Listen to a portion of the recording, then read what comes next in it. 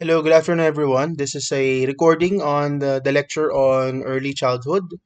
And let us just see kung hanggang saan yung abutin ko in this lecture. Again, this is to compensate the um, suspension of face-to-face classes because of the transport strike. Okay, sige. So let's have our lecture again. This is in preparation for formative assessment number 4. Okay? Sige, so we're now in early childhood. So then again, in early childhood, we talk about the physical development, cognitive, and psychosocial. In physical development, average 2 years old weighs about 23 to 28 pounds and 33 to 35 inches tall. Now, from age 2 to 6, grows about 3 inches in height and gain 4 to 5 pounds each year.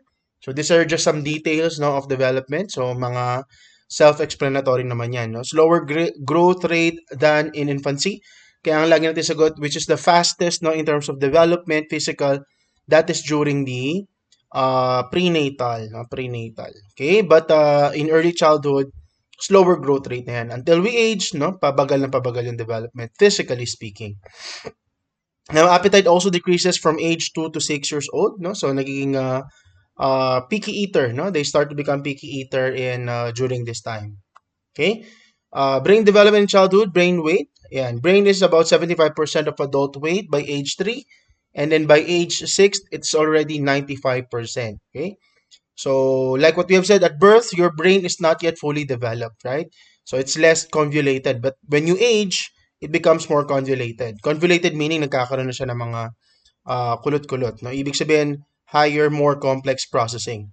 Okay, growth is caused by essentially myelination, okay, and then development of the dendrites. Diba? We have mentioned earlier that in infancy, toddlerhood, no, the stages of brain development consist of 4 stages, and the last of it would be the myelination. So because of myelination, so mas nagkakaroon ng insulation, no, yung mga axons, therefore making the transmission more a lot faster, no, a lot faster. Okay? So there's also development of the dendrites, like what we have said. So brain development, infancy, brain growth. Okay, so prefrontal cortex, there's an improvement in attention planning and inhibition. Okay, so again, like what we have said, it continuously develop. The right hemisphere grow during the childhood. So the left hemisphere improvements in language. Right hemisphere there are improvements in spatial skills. The corpus callosums, which is responsible for contralateral connection. No? This is for contralateral connection, si corpus callosum. Ano yung contralateral? The left brain controls the right body. Vice versa, the right brain controls the left body. No? The commissures, you call them as commissures in general. No? Corpus callosum essentially is the biggest no, among them. Okay? Among the commissures. Commissures po ang tawag doon. No? Yung mga parts ng brain na responsible for the crisscrossing, no, contralateral connections between the left and right part of the brain. Okay? So it is responsible for improved coordination and communication. You also have the neuroplasticity. So the brain, again, like what we have said, continuously have this kind of characteristic, no, neuroplasticity, which means, ano po ba yung neuroplasticity? This is what? This is the ability of the brain to change, no, even in terms of structure and function. So we have learned that there are different parts of the brain with different specific functions. Pero essentially speaking, as it grows, no, as we grow older, no, so may possibility na magkaroon ng changes yan. Say for example, in response to even brain damage, no? Even brain damage. Okay, so these are the corpus callosum. Motor skills development in early childhood. So acquire basic gross motor skills. Okay, so pero then again, no, let's clarify that the gross motor skills first develop before the fine motor skills. No? Kasi nga, cephalocaudal yan, di ba? Proximodistal. So, the large muscles, which is responsible for the gross motor skills, are found near to the center of the body. Okay? So, the locomotion, such as running, jumping, skipping, they start to learn that. Okay? But it will be difficult for them to, no? It will be difficult for them to hold pencil, right? So fine motor skills na kasi yon, no? Fine motor skills na yon. When they try to hold the pencil, when they try to press buttons, no? Fine motor skills na po yan. Okay? So that's a lot more difficult for them to develop yet, no, at this time. Okay? So object control, so such as throwing, catching, they are part of the gross motor skills because that is large muscles, no? Large muscles ang involved. Refine fine motor skills such as bottoning, using utensils, drawing. Yeah, no, when they draw, as you notice, they cannot draw yet complete human being, no? So they start to draw tadpoles pa lang, no? Tadpoles pa lang, no? When they want to represent human beings, they cannot completely draw the full parts, okay? Yeah, and of course, their fine motor skills is yet to develop, no? Yet to develop pa yan. Hindi pa siya fully developed. Ayan, by the time of age 3, 98% of children are already toilet trained. So they know how to wash themselves. They now can complain, no, that they have poo-poo. They need to be washed. Yeah, and that's by age 3. No, that's 98% of children, and across different culture. Yeah, okay. So there's already physical, emotional readiness is important for toilet training.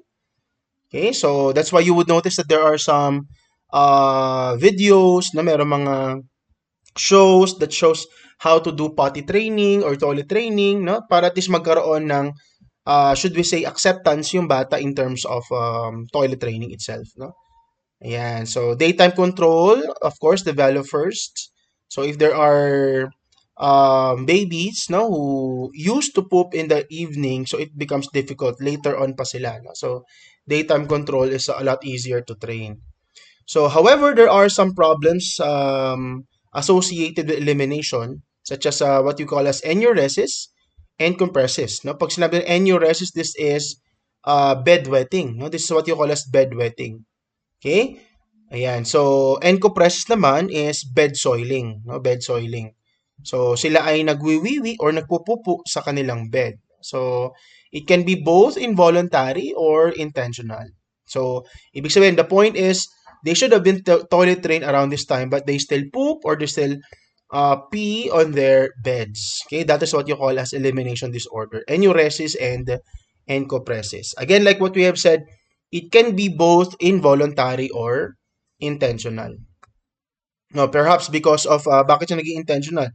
Perhaps because of fears, no, fears associated with the toilet. Okay, so because of what they receive as such as a punishment, no, during toilet training, or maybe they're afraid of monsters, something like that, right? Yan, kaya sila ay especially during at night, no, pag madilim, no, kaya they have those eliminations during their bedtime. Okay, so sleep problems also occur, and sleep needs typically decline by age 2 to 6. Okay, so essentially speaking, of course, they still need sleep, pero it starts to decline. No? So poor sleep associated with cognitive and also attentional problems. Yeah, so like what we have said, it could be some misdiagnosed ADHD as well. No? So because they have increased energy, they require mental stimulation, kaya they find it difficult to sleep. They find it difficult to sleep. Now, in terms of sexual development in early childhood, ito nabanggit ko na to sa lecture ko before, that sexual arousal, no, sexual arousal is normal, no, it is normal even in infancy. Okay, sexual arousal, that is physical, no, physical. Sexual desire is psychological. Okay, psychological. So ibig sabihin, no, it's possible that even infants may have erections or lubrications, no, lubrications, but it doesn't mean that they want sex. Okay, because if they want sex, that should be referred to as sexual desire. Okay, so they may self-stimulate. Okay, they may self-stimulate. No, they may self-stimulate. Okay, but it's not necessarily psychologically, kumbaga, problem. No, it's not necessarily psychological disorder. Okay, so self-stimulation curiosity common in young children. Kaya may possibility na magkaroon sila ng arousal. Pero it doesn't mean that they want sexual intercourse. Diba? As we have said earlier, diyan nagkamali si Freud. No? Kasi kay Freud, he believed that that is sexual desire. Kaya meron siya tinatawag na Oedipus complex. Pero essentially speaking, it's just normal no for children to have sexual arousal. No, that's physical because of course it is stimulated. So pwede mag-react yung muscle. Okay? Yan. So parental response may affect later attitudes and behaviors, such as for example, if it was not explained to them, no, they were punished, okay, for doing for because of their curiosity. So may possibility na later on magkaroon sila ng tinatawag natin na erotophobia. Erotophobia is not a phobia, no, but rather negative views about sexuality. Ulitin ko po erotophobia is not a phobia. These are precursors of sexual dysfunctions later on. No? So, sa abnormal psychology nyo, kay Barlow, when you say erotophobia, it means negative views, negative attitudes toward sex. Okay? So, let's now move on to cognitive development in early childhood. Ano yung mga things that you should remember here? Okay, cognitive development in childhood, early childhood. So, Piaget's operational stage, of course. Yan, no? So, remember that kapag sinabi nating sensory motor has 6 substages. However, pre-operational naman has 2 substages. So, ano yung 2 substages ng pre-operational stage? We have the symbolic and we have the intuitive. Okay, we have the symbolic and we have the intuitive, no? Kapag sinabi natin, as you have there, before, operation, okay, pre-operational. What does operation mean? Operation essentially means reasoning, okay? That essentially means reasoning, your ability to reason, okay? So essentially, this is logical manipulation of information. Kumbaga, operational na si cognition. Okay, remember that this is cognitive development. So pag sinabi niyong operations, no, in Piaget's terms, that means logical manipulation of information or essentially simple terms, reasoning, thinking. They're able to think. Okay? Yan. And during pre-operation stage, like what we have said before, no? The general view of this is that pre-operation stage is simply what? Populating the mind with memories, no, being able to label things. Yan. So kumbaga, they are not yet able to think logically. Okay? They are not yet. Kaya nga pre-operational. Okay? So yung first stage of pre-operational stage is symbolic function. So this is when we mentally represent an object that is not present yet or that is not present at the moment. Okay? They are mentally represented. Ibig sabihin, wala na silang they already have object permanence. Even though the object is not present, you know that exists. Okay, so that's during the symbolic function. Or essentially speaking, this is the time, symbolic function is the time wherein we add, no? We add what do you call this? We add vocabularies in simple terms. We start to populate our mind on how to symbolize objects in mind. Okay? Something like that. So, intuitive thought naman, greater dependence on intuitive thinking. So, use immature reasoning to understand the world. So, they now start to utilize here their hunches. Their hunches serves as their hunches kutub, no? Their hunches serves as their guesses, no? Serves as their way of reasoning. Nako, baka mangyari ito, baka mangyari yan. Okay? Yan. Based on their what they have experienced. Okay? So, ganun po yan. No? So, that's what you meant by intuitive thought stage. Now, how do we characterize the pre-operational thought? How do we characterize a pre-operational thought? So, I have here a short mnemonic, no, for you to remember them. No, short mnemonic for you to remember them. So, pandas eat cotton candy and tacos. No? Pandas eat cotton candy and tacos. Yan. So, para hindi nyo malimutan, no? So, pag sabi nyo pre-operational thought, pandas eat cotton candies and tacos. So, ano po yung P? That's a pretend play. So, they start to use or they start to do pretend play. Ano ba yung pretend play? From the word pretend. No? From the word pretend. Pretend play. No? They are pretending to be something. They're pretending to be whatnot. Okay? Whatever it is. They pretend to be as such. Okay? And essentially speaking, that represents what they have learned, okay, and represents their learning itself. Okay, learn and represent learning itself. Okay, so in other words, it's like they're practicing what they already know in pretend play. Like for example, no, when they pretend to be like a dog, no, when they start pretending like a dog, um, it only shows what they know about dogs because you cannot pretend something that you don't know. Essentially speaking, no, you can pretend something that you don't know. So that's what you meant by pretend play. Okay, so that's a characteristic of the pre-operational thought, no? That's pandas.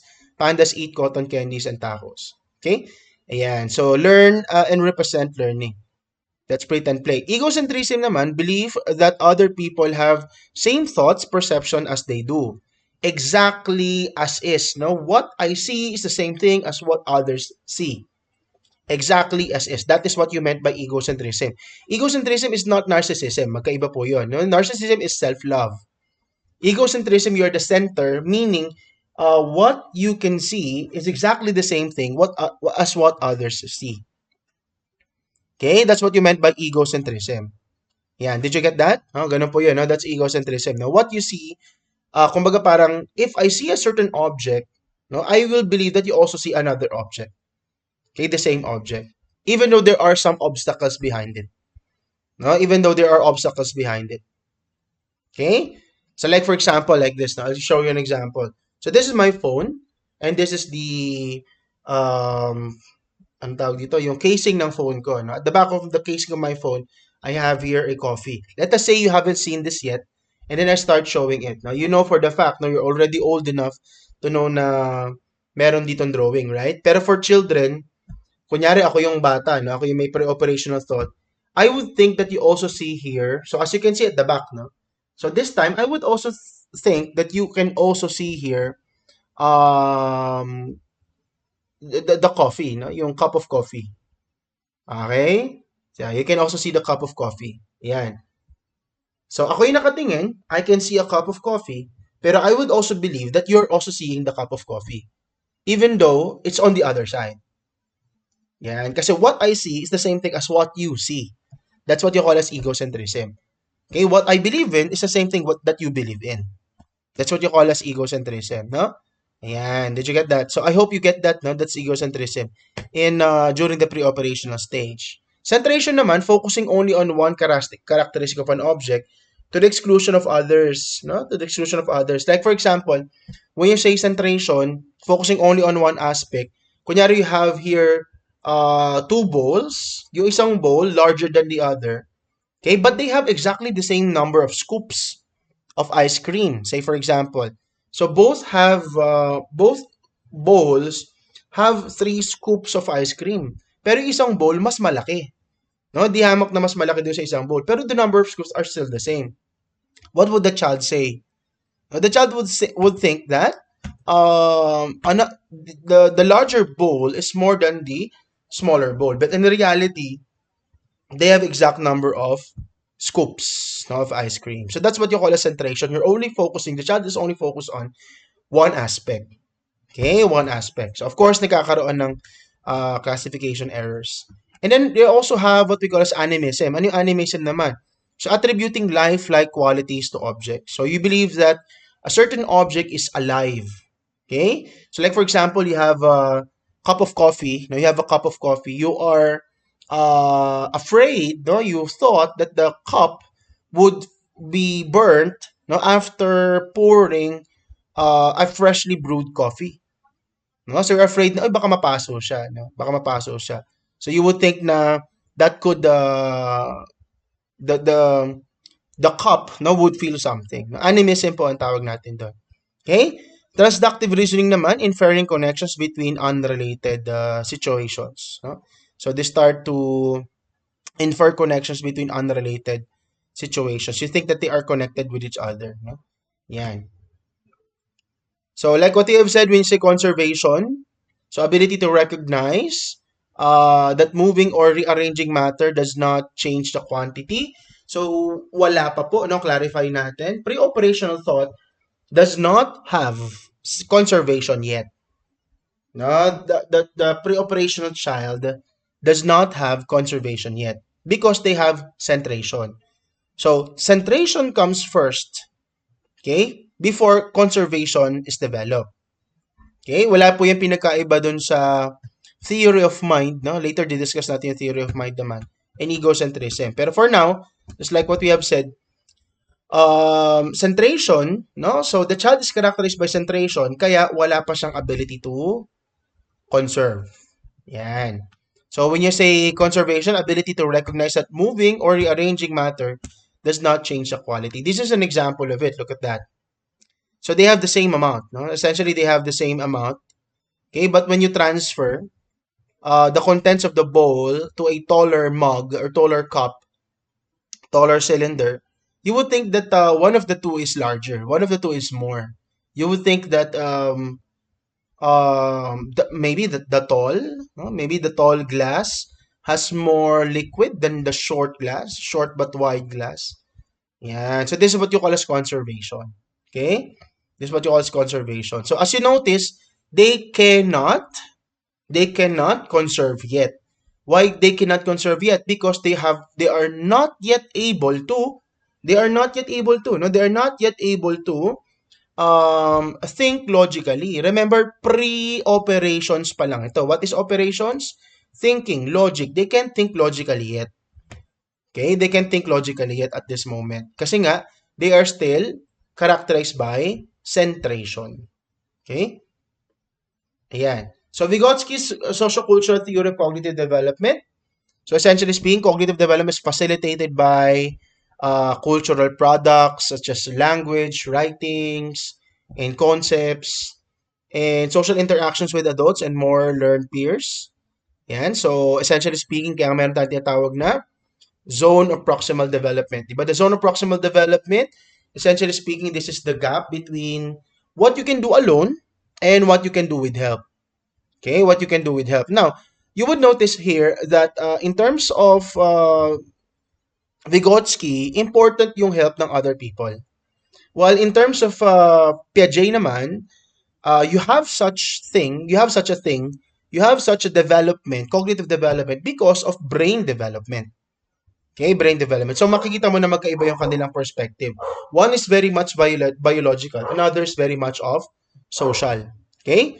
So ano yung help that we receive? So we have what we call as scaffolding. No? Ano ba yung scaffolding? Scaffolding is the temporary support given to do a task. So we receive support from other people so that we can perform certain task.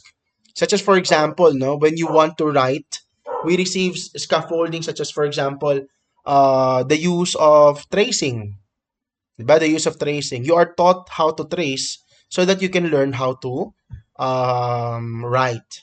Likewise, you know how to write because you were allowed to do coloring first when you try to color. No, that's essentially scaffolding. So gradually decreases support as skills improve. So you are let alone eventually so that you can practice those skills. Okay? So teachers should teach within the child's ZD, essentially speaking. Okay? You would notice here that even in college, the zone of proximal development and scaffolding are actually applied. Even in college, even at your level right now. Paano yun, sir? Okay? That is being done. Kailan po? That is actually being done when? That is being done when you take prerequisite subjects. Did you notice that? Now you can take you cannot, kumbaga, it's difficult to do research 1 if you have not yet taken experimental psych or psychological assessment. Pero dahil alam mo na yung psychological assessment, alam mo na yung experimental psych, alam mo na yung field method, sa daanan mo na siya, research 1 should be a lot easier for you now.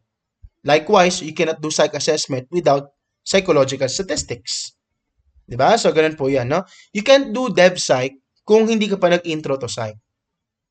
Okay? Yan. So, there are things that you can learn alone, pero when you are supported, may mga scaffold na binibigay so that you can improve on the skill itself, the task itself. Okay?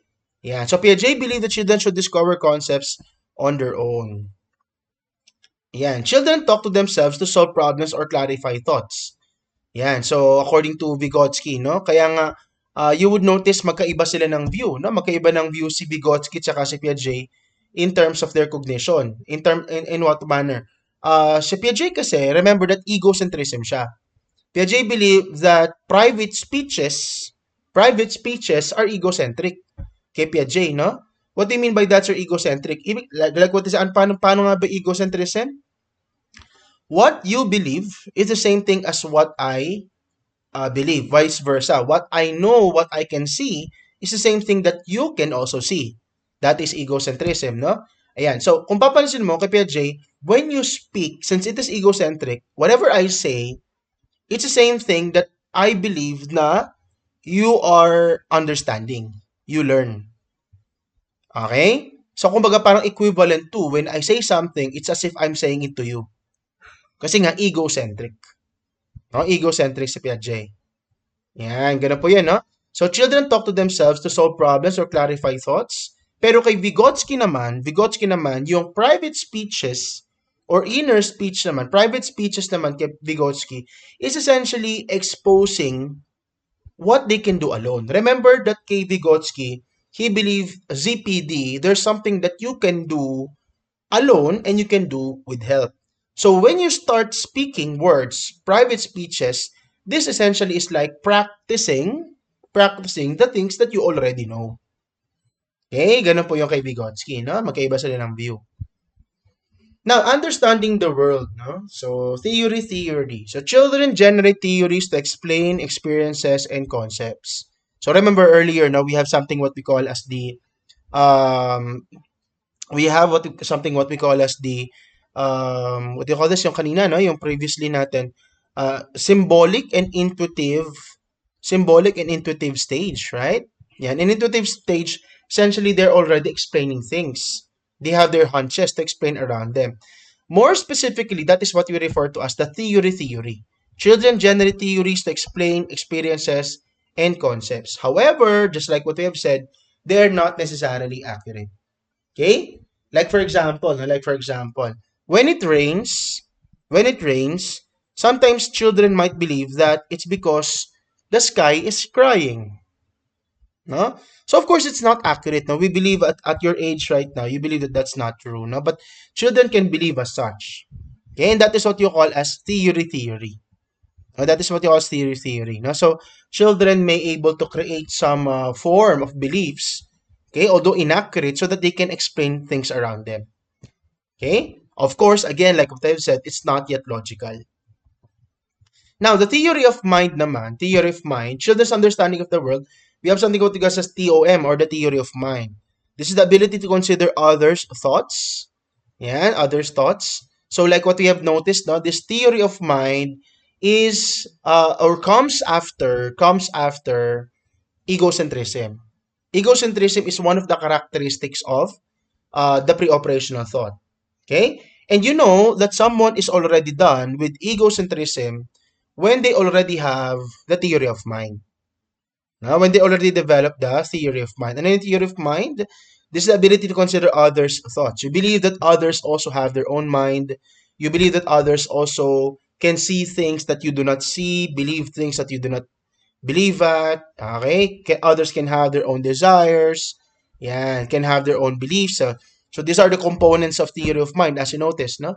So there are diverse desires, diverse beliefs, knowledge access, false belief, and also hidden emotion. So these are the components of the theory of mind. People may have different desires.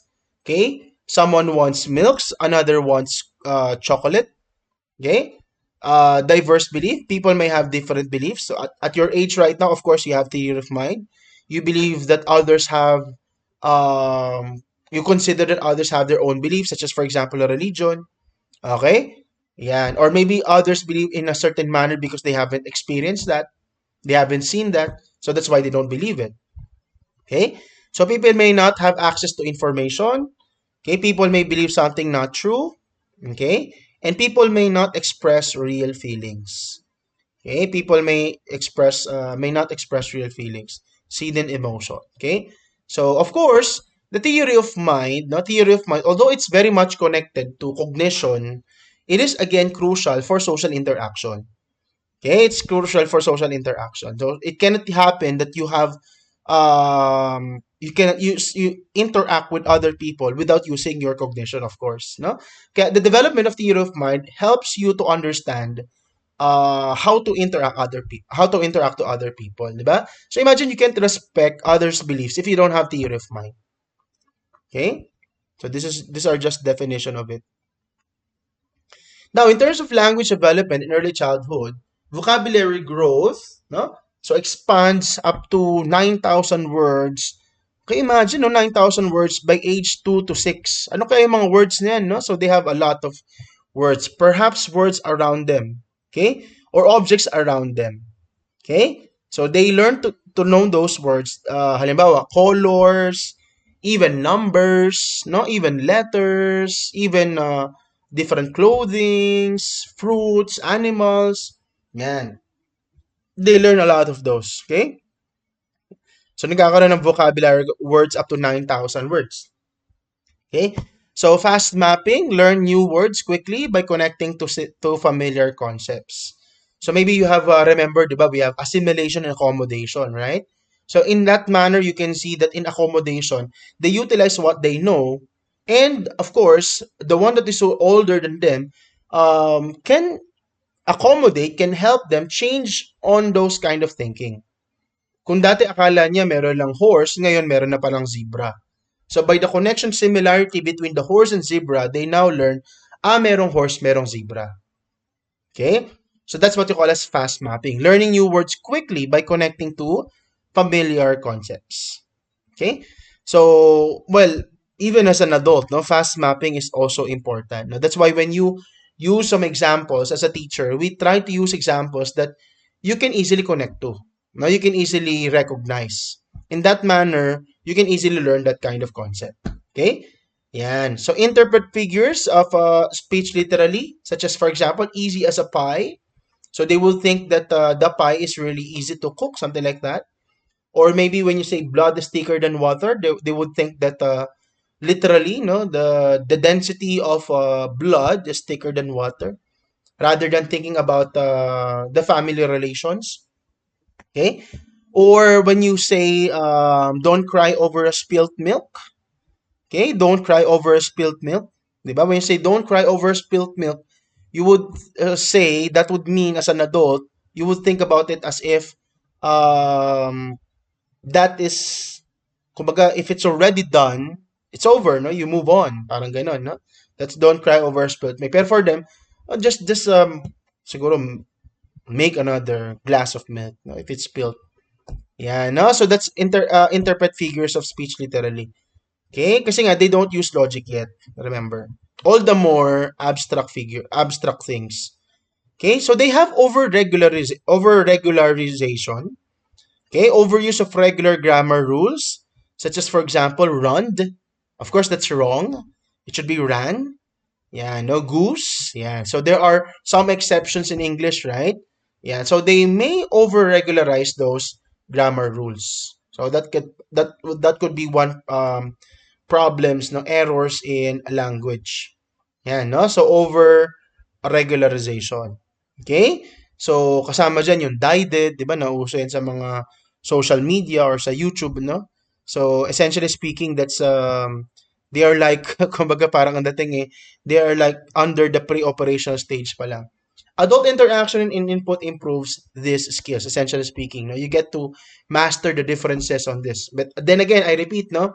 Adult interaction. So, it's very important in language development, yung role ng parent. So, someone should correct.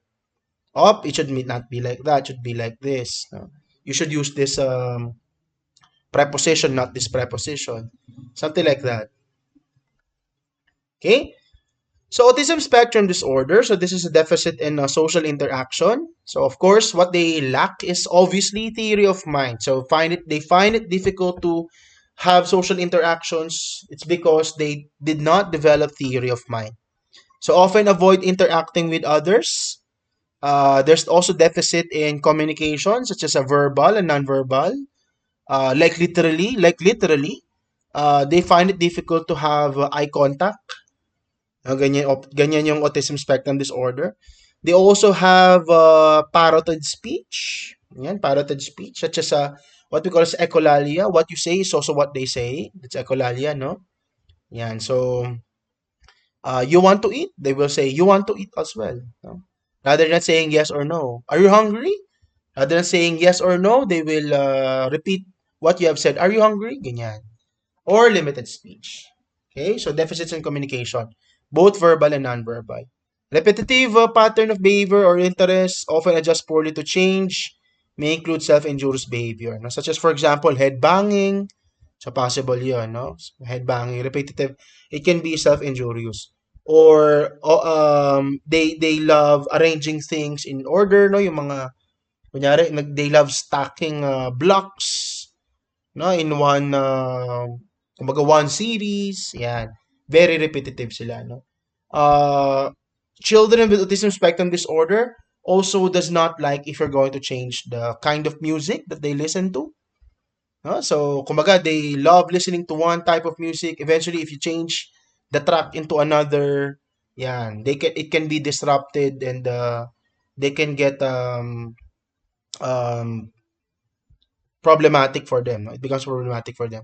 They get bothered by it. Okay, so autism spectrum disorder, not the same as intellectual disability. Yes, because there are some people, no, with ASD who are actually smart. Diba? We call it a savant. We call it a savant. So, not the same as intellectual disability. Children with ASD, ang problema lang ay may be hard to test. That is why, there are some children who were diagnosed with autism spectrum disorder who are sometimes misdiagnosed with intellectual disability as well. Again, misdiagnosed of intellectual disability as well. The others thought that, baka may intellectual disability siya. No? Pero no, remember that ASD is hard to be tested, no? Because when you administer, halimbawa, Stanford Binet, when you administer WISC or WIPSI, you get that? Yung Wechsler scales, it becomes difficult for them to participate on those kasi it's a one-on-one administration test. Okay, so they need skills, social skills for that. So variation in skill and symptoms affects 1 in 88 children, and more common in boys. Now, autism spectrum disorder. Cause is unknown. Genetic factors. Okay, so identical twin concordance rate is 90%. And environmental factors such as pollution, chemicals may be put into question to that. Which specific pollution, something like that. Which specific chemicals. So, ayan. And also, vaccine is not. No, vaccine is not linked to autism development. Marami pong nagsasabi niyan, marami pong groups, in fact, especially abroad, ano?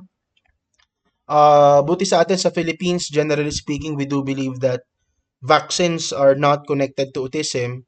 Pero abroad, there are really people, no, even groups who are adamant enough to say that vaccines would make their kids develop autism. Like literally, they do not let their kids be vaccinated, no, because of the belief that it can cause autism. Pero I repeat, no, there's no evidence to that. There's no evidence to that. So there's still a lot more evidence to say that not having vaccines is a lot more dangerous, no, because of the possibility of different diseases that they may get out of it, no, out of if they did not, I mean, if they have not been vaccinated. Let's now move on to psychosocial development in early childhood. So the main concern here by Erickson, initiative versus guilt. So initiative, this is motivation to do things. Okay, so remember that initiative versus guilt is what? Behavioral motivation. Behavioral motivation. So yeah, no, motivation to do things. So they have autonomy. Autonomy versus shame and doubt is behavioral control, no? Behavioral control. So magkaiba sila, no? So autonomy is referring to ability to do things. Okay? Why you want to do things, that's under the initiative versus guilt. Hindi na autonomy versus shame and doubt. Okay? Yung autonomy versus shame and doubt, ability siya. Okay? So behavioral control. So caregivers should be able to praise their efforts because we're talking about motivations here, and should avoid harsh criticisms. Okay? As much as possible, avoid harsh criticisms. Pero nakikita natin yan, no? Nakakalungkot. Minsan sa mga Filipino families, they even cuss. No? They even cuss their children. Self-concept and self-esteem. Self-concept. So self-description in categories. Okay, so of course, it starts to develop. Okay, hindi pa siya fully formed, no? Hindi pa fully formed, but they start to develop, such as the categorical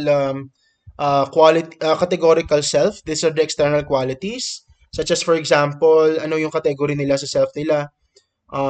They are tall, they have dark skin tone, ganun pa lang, no? Hindi pa ito yung mga physical descriptors pa lang sila, no? Hindi pa ito yung mga halimbawa traits such as for example, they feel that they are industrious, hindi pa. Hindi pa. No? So categorical self pa lang sila. Okay, so self-esteem is also gradually developing. So evaluative judgment of the self, often positive in young children due to lack of comparison. Yan. So positive pa, no? Kasi wala pang comparison. Pero later on, the more that they compare themselves to others, they see that they lack. Kaya nababawasan yung kanilang self-esteem. So, in a way, that's really true pala, no? So, you are not to compare yourself to other people. Compare yourself to your own progress rather than comparing yourself to other people. Because essentially speaking, the more that you compare yourself to other people, the sadder you become. No? Parang ganun yung dating. So, as you notice, no, in children, they do not compare themselves to others. Okay? So, because there's no comparison yet. Okay? Kaya nga ang problema niyan, 'di ba? The problem there is in some families, minsan yung parent pa nagko-compare, no? Buti pa yung pinsan mo ganito. Dito pa yung ano, si ganyan. Buti pa si ganyan. Oh, yan. So comparison pa galing sa minsan sa parents. Kaya in a way yung bata tuloy bumababa yung self-esteem. So if you become a parent, avoid those kinds of comparison, no? Mahirap na ikaw mismo yung mag-introduce ng comparison. No? Kaya bumababa yung self-esteem ng bata. And kapag bumaba yung self-esteem ng bata, they wouldn't even try. San ba ako magaling? San ba ako pwede? Kumbaga, they are not, hindi na harness yung skills ng bata. Self-control. Self-control. Yeah, so response and initiation, ability to delay action until you have evaluated all of the information. So, response inhibition naman, ability to stop a behavior that's already begun. Yan. So, of course, children does not or some children does not have yet. Gradual pa lang po ito. No? Ulitin ko, gradual pa lang yung development ng self-control. Ang gradual pa lang yan. Kaya may mga bata na makikita mo na they already have delayed gratification, others do not have yet. No? So, the other children, yan, no? Response initiation, ability to delay action until you have evaluated all of the information, or inhibition, ability to stop. So some children might have no that response problem, no? I mean problem in response inhibition. No? So when they start watching something, dire-diretso, ayaw na tumigil. Or like for example, when you bring children to swimming, did you notice that? When you bring children to swimming, pagdating nyo sa swimming pool, hanggang kayo ay umalis na ng swimming pool, no? Hanggang kayo ay umuwi na, babad na babad, no? Babad na babad. Walang pahinga-pahinga. Pero pag umeedad ka na, di ba? So, tama na, no? Tama na yung 1 hour of swimming. Pero yung mga bata, you would notice, no? Dumating kayo ng resort ng 9 o'clock, aahon lang saglit para kumain, tapos uwi na yan, aahon yan, 4:00. Again, no? So, response inhibition. Okay, mahina pa sila dyan. Delayed gratification, ability to hold out for a larger reward for foregoing smaller immediate reward. So, marshmallow test. So, marshmallow test essentially tests, measures your delayed gratification. So, you're aware of that, no? Yung there are two marshmallows, and then if you choose one, okay, so, I mean, hindi pala two, isa lang pala yung marshmallow. So, if you get that marshmallow, you eat that, you won't get the two marshmallows afterwards, after waiting for some time. Diba? Kay, ano yan, diba? Kay, Mitchell, no? Kay Mitchell. Ayan, so, gender. Gender, socially constructed aspects of masculinity and femininity. So, when you say gender, remember that gender is socially constructed. Social construct ang gender. Social construct ang gender, no? Okay, so, kumbaga, it's the society that tells what's masculinity and what's femininity. Okay, is there anything around being a man that tells that he's the one who's going to work while woman stays at home? Okay, wala namang ganun. Wala namang sinabi na, or I mean, nothing in your physiology tells that women are the one who stays in the kitchen. Walang ganun, ano? Walang ganun. But that is just what socially constructed. No, socially constructed 'yan. At wala rin namang sinasabi sa wala rin namang any part of your anatomy that tells that the males are the one who should go to work. Okay? So should find money for the family. Wala rin gano'n, no? In fact, meron mga lalaki na magagaling magluto, 'di ba? Magaling magluto. So they can also be in the kitchen.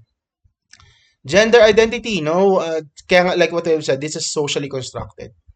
Gender identity, sense of one's own gender, often occurs by 3 years old. So gender roles, expectations associated with gender, such as affected by social and cultural messages. So if you are a boy, so what do you do? If you're a girl, what do you do? What should you play? Yeah, gender are gender roles. Okay? So there are also what we call as gender schemas. Schemas are essentially, like what I've said, beliefs, no? Conceptions of attributes associated to maleness or femaleness. What are the beliefs associated to a certain gender? Gender dysphoria naman, ano yung gender dysphoria? Distress caused by mismatch. Gender distress caused by mismatch between gender identity and the biological sex. Okay? The mismatch itself is not a disorder. Okay, so but rather, ang disorder dito, ang highlight is the distress. The distress. That's actually the disorder. No, yung distress. Yan, yung distress. So just to highlight. So when you say gender dysphoria, there might be a mismatch between the gender identity and the biological sex.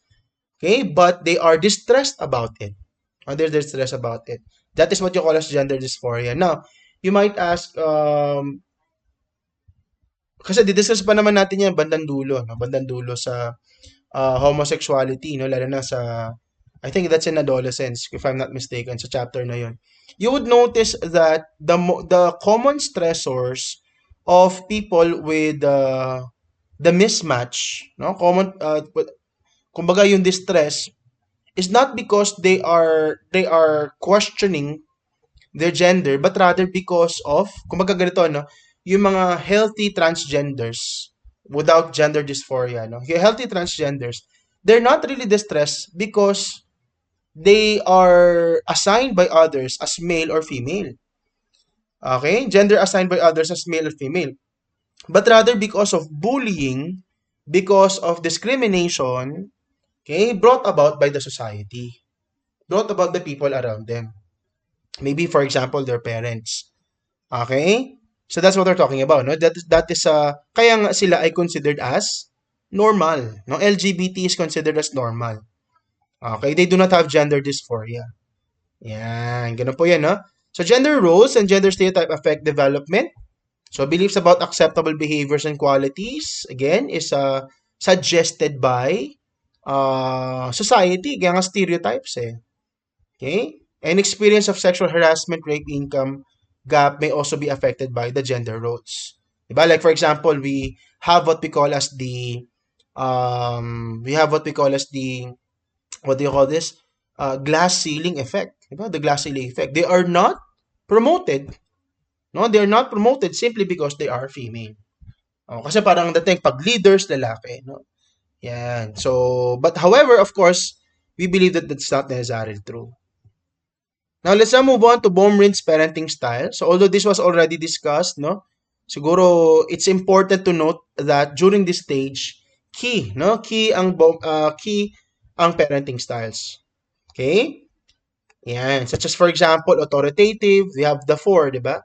Based on two dimensions, which can be high or low, warmth and control and warmth. Alam niyo na po ito, nandun ito sa FA number 3 ninyo.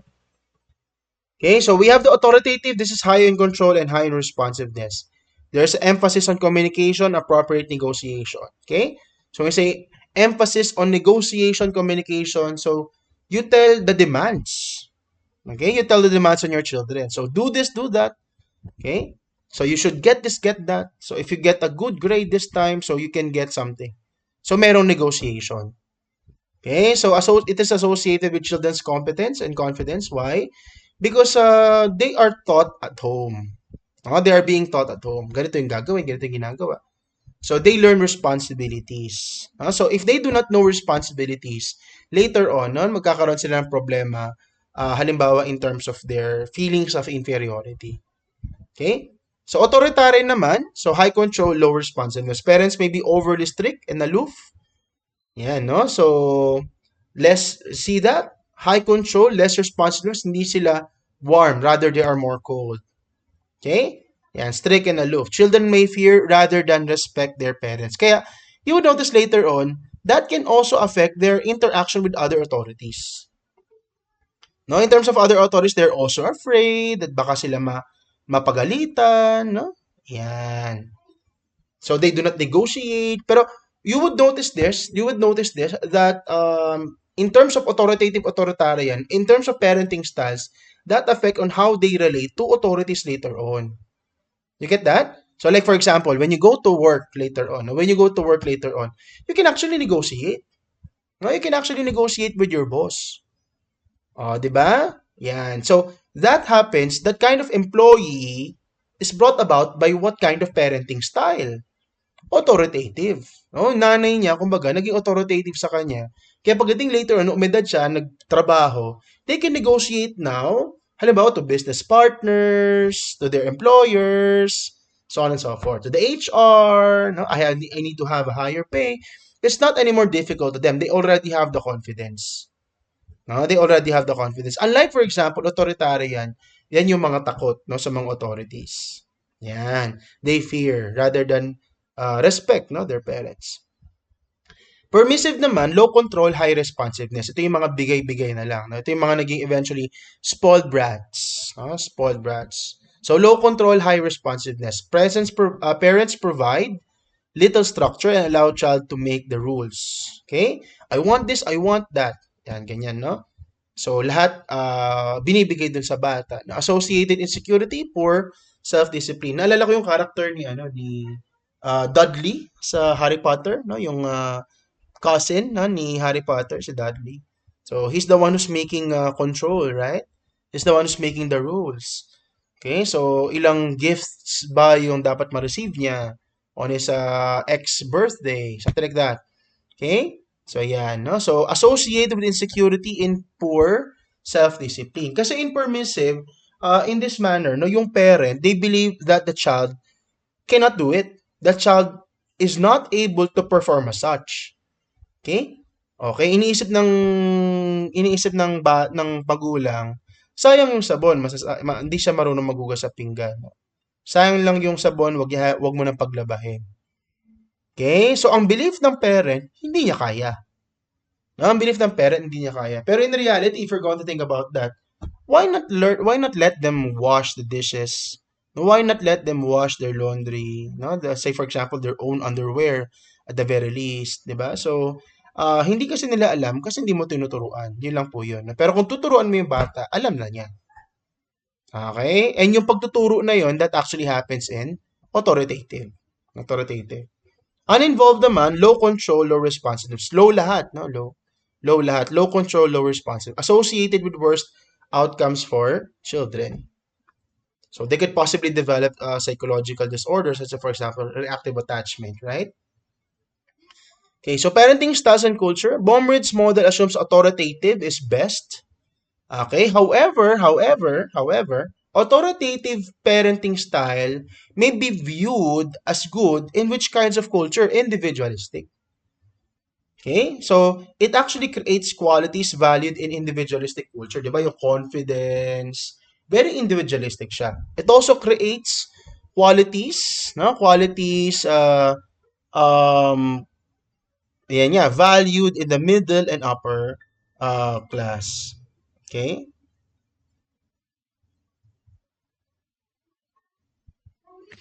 Okay, middle upper class SES. So, in other words, no, in middle and upper class socioeconomic status, they usually have this authoritative parenting, no? So, yan. Well, again, like what I have said, bakit nga ba, in-explain ko na yan before, no? Showing warmth showing response sometimes requires finances. Diba? How can you show that you love your kids? So you need certain contexts, no, to show it. So sometimes the word I love you is not enough. So I love you is important. No, kind words are important, of course. Pero sometimes it's not enough kung puro kind words lang. It should be seen. No, there should be experiences, no, that your children should have alongside with those words. Okay? Yan. Some groups value authoritarian parenting, such as, for example, Asian culture, diba, you would notice. Collectivistic culture, wherein obedience and compliance is valued. So, SES working class jobs emphasize obedience and compliance. Okay, so parents may encourage these qualities. While, of course, because kumbaga, they are the ones who are following, no? Obedience, obey other people, no? Yan. Kumbaga, sanay sila na sumusunod. Kaya ang pakiramdam nila, kailangan yung mga anak nila marunong din sumunod. Kung di marunong sumunod yung mga anak nila, paano na lang pag nagtrabaho sila, no? Yan. Where in fact, there sometimes, it's not always just following, but rather negotiating is also important. Spanking, no? Numerous studies indicate negative outcomes for spanking, such as, for example, more aggressive behavior. Yeah, so they copy, what they do at home, no? And then they will do it outside. So they're more likely to break rules and lower vocabulary scores. Now, you might ask, anong kinalaman ng vocabulary scores dyan? Now, kasi pag sinabi natin authoritative, di ba? You explain.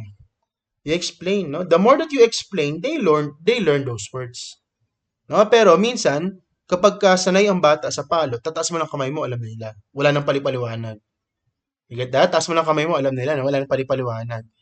Yan. Kaya vocabulary is not developed. Yan. Vocabulary is not developed.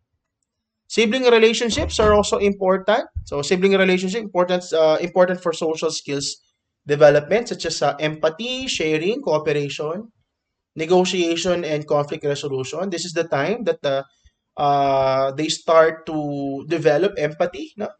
In sibling relationships. Okay, and also negotiation, conflict resolution. The quality of relation is affected by quality of parent-child relationship as well, no? And also emotional behavioral characteristics of children and age of children.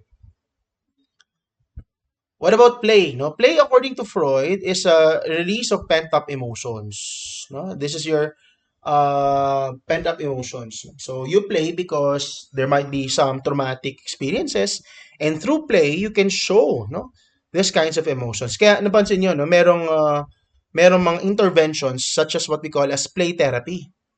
No, play therapy kasi in play they release their pent-up emotions.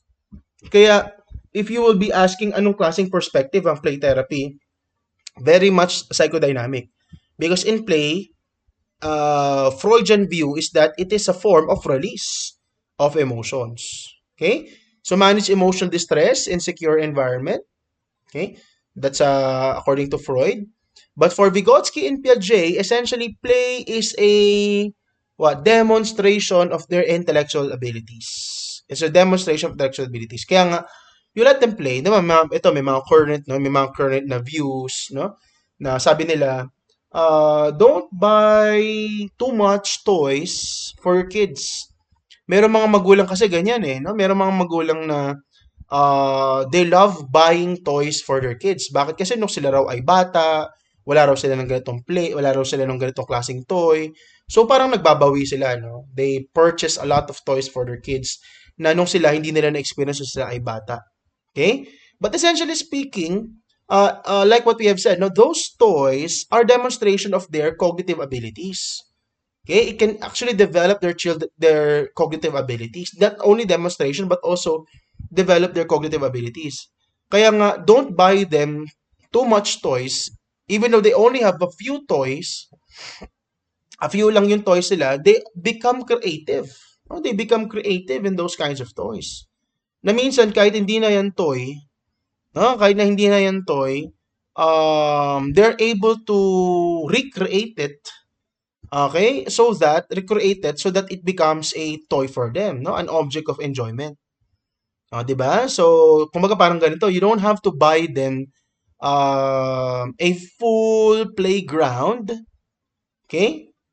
In-house playground, pero yung tables and chairs ninyo may become their playground, 'di ba? Lulusot-lusot sila dyan sa ilalim ng table, ng chairs. You get that? They play with your chair, no, as if it is a playground. You get that? Yan. Possible yun. No? Yan. So, kumbaga, it enhances their creativity. Kaya nga play is very important. No? Now, we have Parton's classification of types of play in preschool children. And as you notice, no, um, it's becoming more intentional. Becoming more intentional. Yung mga stages na yan, so from um, unoccupied play, solitary, onlooker, parallel, associative, hanggang cooperative, mga self-explanatory naman yan. Pero essentially, as you notice, they become more interactive. Play becomes more interactive. Play is a demonstration of cognitive ability, yes, pero essentially, you use that kind of play to socialize. No, to socialize. See that? Look at first. Okay? So, pag unoccupied play, children's behavior seems more random without specific goal. Cognitively speaking, walang goal, random, parang walang cognition. Did you notice that? So, it leads form of play. Okay? Pag solitary play na, children play by themselves, do not interact with others. They are nor they are engaging similar activities as children around them. Onlooker play, children are observing other children playing. They may comment on the activities, even make suggestions, but they will not play directly. See that? So, unti-unti silang na-introduce.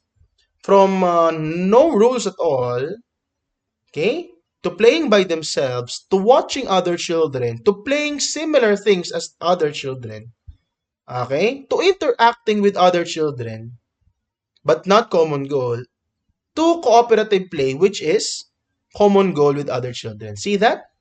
Yan. So, just like what I've said earlier, no, your cognition actually helps you socialize with other people. No, hanggang sa maging cooperative play na siya. Children are now interacting to achieve a common goal with other children. Okay, children in media. Two-thirds of kids are age 6 and under watch up to 2 hours of TV daily. No? And screen time negatively affects development, such as it lowers their vocabulary scores, they are less active on hands-on play, associated with attention problems later on. Okay? So, yung problema, no? So, they have no enough time to focus, gaze on a certain object. Yan ang problema sa television di ba? So, palit-palit yan ng frame. Kumbaga, scene 1, scene 2, they have not yet viewed enough, examined enough a certain screen, a certain view, certain frame, mapapalitan na kagad. Okay? Kumbaga, parang sinasanay sila na wag mong ganong tignan to. Okay, did you get that? Yan. Pag mabilis yung pag-change ng frame, the child now becomes conditioned to quickly change their attention to something else rather than appreciating the view on the first frame. Did you get that? Kumbaga scene 1, scene 2. Sa scene 1, parang sana ma-appreciate nila yung objects na nandyan, yung pictures, yung mountain, yung trees, yung animals playing around. Pero hindi ano nangyari, bigla nagpalit ng frame. Nagpalit kagad ng scene. Okay? So, kumbaga parang yung bata natuturuan ngayon na to pay less attention. Yan. Kasi nagkakaroon ng attention problems later on. Yan ang problema sa TV viewing. Ngayon, may mga nauuso pa nga, nakita ko sa social media. That is very wrong, no? Very wrong yan. Nakita ko minsan sa YouTube yung, hindi ko alam kung nakita nyo na to, no? May mga videos wherein you can view two videos at the same time. Two videos at the same time. Yung isa, meron sa salita. Yung isa naman, naglalaro ng slime, maybe. Uso-uso yun sa mga bata ngayon, di ba, yung slime. Yan, naglalaro ng slime, tapos isa may ine-explain na something. Well, I understand that sometimes they want to get viewers. They want to catch the viewers of different ages kaya dalawang screen at the same time. Pero essentially speaking, it cuts the attention of the child. Para bagang yung child, tinuturuan na wag mag-focus on one thing. Okay? Yan. Look at this thing, look at this another thing as well. Di ba? Hati yung screen. Did you get what I'm saying? No? Parang ganun. So, meron pa mga ganyan ngayon. No? It's actually dangerous. No? It's actually dangerous. If you see some other children who have that kind of pattern of viewing things or viewing videos, stop them. No? That's not good for them. Okay? That's actually not good for them.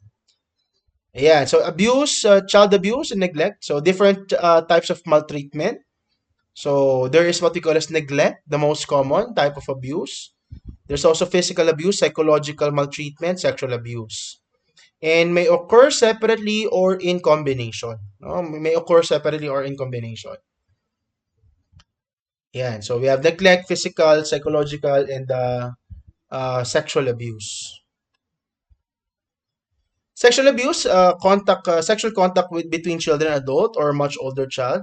So that's what you call as sexual abuse. Now there are incest, sexual contact between family members, and sexual abuse rates 25% of girls, 10% of boys.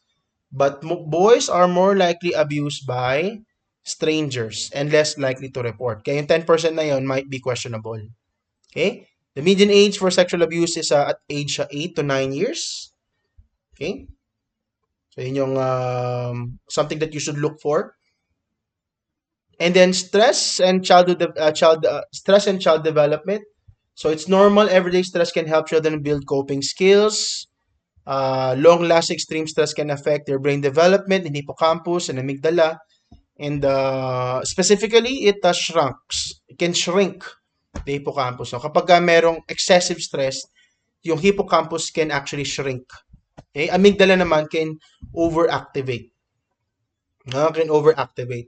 Affects memory abilities, emotional and regulation as well. And immune system functioning can also be affected because of the HPA, di ba? If you're aware of HPA axis, di ba? So, the more exposure to stressors, prolonging the release of cortisol in the bloodstream. So, nagkakaroon ng immuno malfunction. No? So, ability to cope with future stress can also be a problem. So, supportive, caring adults are essentially crucial in the child development. Okay po? Ayan. So, that ends my presentation for early childhood. Yan. So, the recording will now continue in middle and late childhood. Sige po. So, hanggang dito lang muna po. Okay, so let's move on to our discussion. So, this is the middle and late childhood. Okay? So, physical development in middle and late childhood. Yan. So, what do we expect in terms of the physical growth? Ganun pa rin, no? Pabagal ng pabagal. No? Yung physical growth ni child. It's not yet declining, it's still growing, but not, in slower rate. Okay? Ayan. So, physical growth rate continues to slow down from 6 to 11 years 6 to 11 years, grow about 2 to 3 inches in height and gain 5 to 7 pounds each year. And growth spurt begins about age 9 in girls and 11 in boys. No? So, nagkakaroon na ng growth spurt.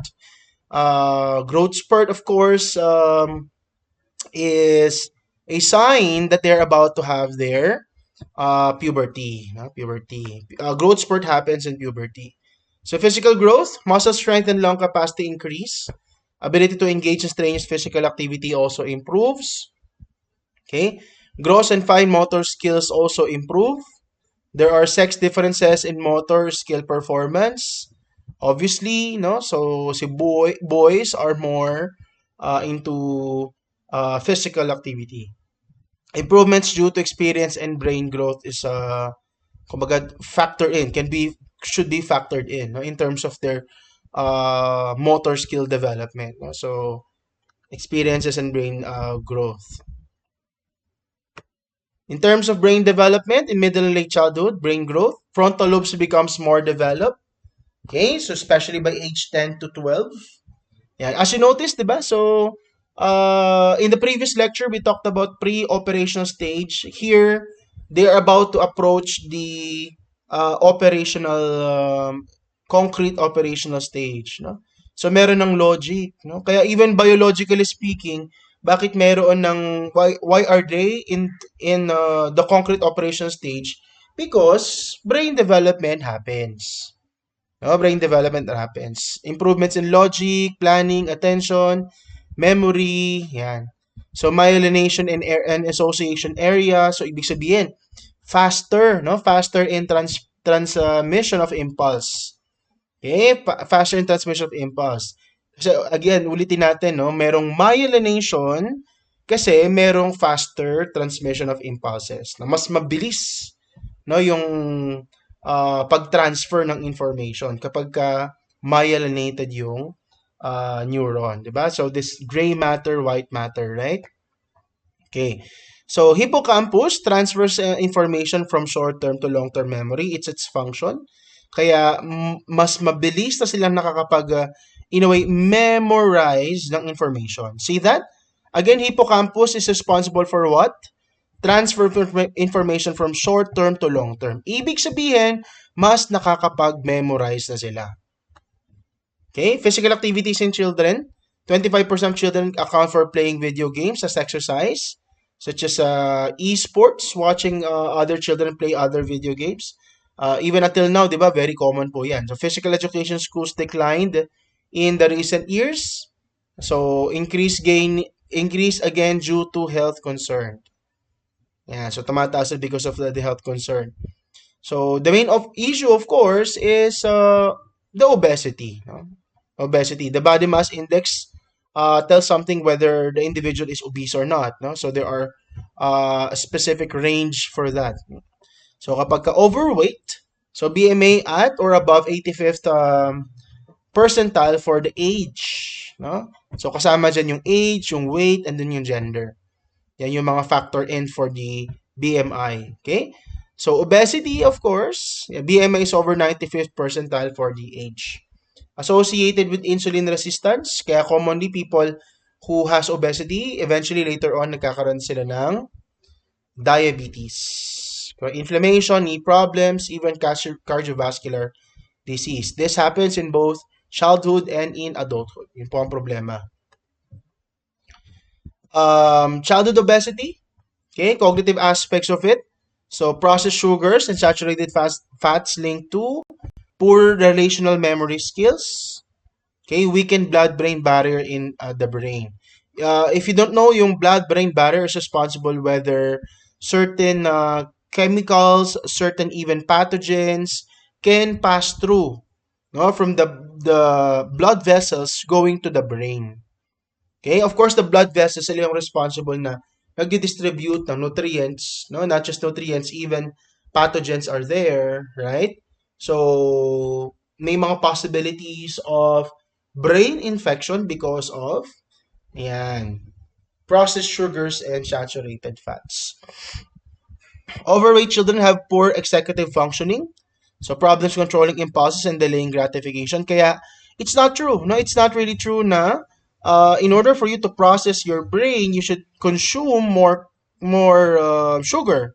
That is not true. No, that's not actually true. Yeah, no. So as you notice here, because of obesity, because of too much sugar, so it does not necessarily mean that they become more. You need that for brain processing. No, hindi po totoo yun. Okay? Yan. In order for your brain to function, anong kailangan mo? You need oxygen. You need oxygen. Kaya nga ang common suggestion dyan in the board examination, no, in order for you to have a better brain processing, hindi naman sinasabi na magdala ka ng tangke doon, ano? But rather, drink water. Drink water. Drink enough water. Yan. You breathe in, you breathe out, of course. So childhood obesity, psychosocial aspects of it. Sometimes it's because of the parents, no? Parents. Yeah. So meron tayong tinatawag na oblivo obesity, no? Ano yan?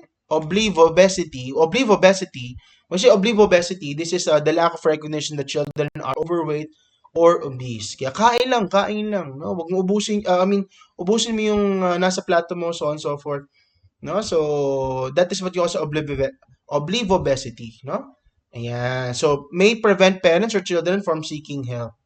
No? Kasi akala nila na kapag ka mataba, healthy. No? Where in fact, kapag ka mataba, kapag ka obese, that may be a sign of what? Maybe a sign of possible diseases later on. Okay? Health risk, health problems. Increased risk of depression and low self-esteem, of course, kapag may obesity. And then increased risk of bullying and teasing as well, no, kapag obesity. Okay? Childhood obesity, intervention and treatment. Parents can encourage practicing inhibition, no, inhibition to certain food that they like, making good food choices, such as, for example, high in fiber, proteins, no, rather than fatty and sugary foods, starchy foods. Okay, making good food choices, increasing physical activity, letting them join in, halimbawa, ito yung mga time na they join in taekwondo, in sports clinics, right? Merong mga alam ba, basketball clinics, yan. Something like that. So, parents can avoid using shame and guilt and overemphasizing diet. Kasi all the more that they become conscious about their physique. In terms of cognitive development in middle late childhood, so ano yung concern po dito? Of course, Piaget is again there. Piaget's concrete operational stage, like what we have said, operational stage talks about what? They are able to use logic, no? Use logical principles in solving problems involving the physical world. Solve problems tied to their own direct experience. Kasi nga, very concrete, no? Very concrete. Kaya it's very much related to their own experiences. And difficulty solving hypothetical or abstract problems. So, if you know, no, ano ba yung kind of reasoning do concrete operations have, it's actually the inductive reasoning. Okay? So, concrete operations is characterized by inductive reasoning. Ano ba inductive reasoning? From what? From specific to general, right? Multiple premises believed to be true are combined to obtain a specific conclusion. So, from specific to general. Di ba ganun po yung inductive reasoning. Okay? So, they have to experience first. They have to experience a lot of things before they can generalize eventually. Ganun yung inductive reasoning, no? Gather ng evidences, gather sila ng mga situations. After that, no, after they experience those situations, they create now an overall conclusion. Okay? So, hindi pa sila deductive. Ang deductive po, dun sa susunod na stage, formal operations yung deductive reasoning. Okay? Formal operations po yan. Pag deductive kasi, paano yung deductive? From general to specific. Specific to general, inductive po yan. General to specific, deductive. Kapag concrete operations, inductive po yan. That is from specific to general. Okay? So, ano yung specific na yon? Yung actual na experience nila. Okay? Before they can even make generalizations. Unlike ng formal operations, from the general, even though they haven't seen it yet in specific, particular event, they can already hypothesize. Kasi dahil merong ganitong general principle, it can happen to this kind of situation. Okay? Deductive reasoning po yun. Ulitin natin. Concrete operations, inductive. Formal operations, deductive. Okay? Now, how do we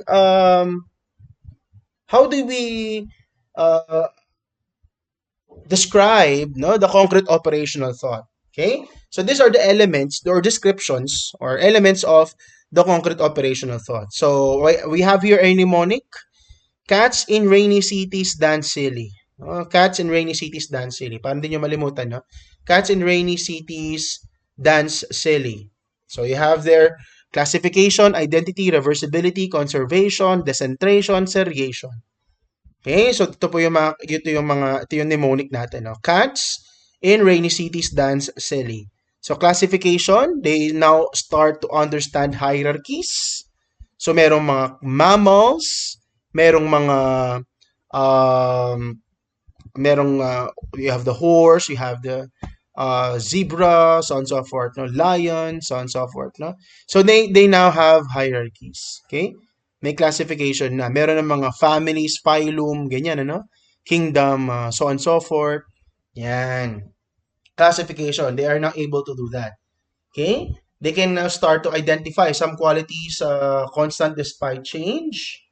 Okay, so, and there's also what we call as reversibility. Some things can return to original state if change. And there's also what we call conservation. No? Meron ng conservation. Kanina wala pang conservation, right? Wala pang conservation because of centration. Ngayon meron ng conservation. Okay, changing one quality can be compensated for by changes in another quality, and they are now decentrated. No? Decentration. They now consider multiple dimensions.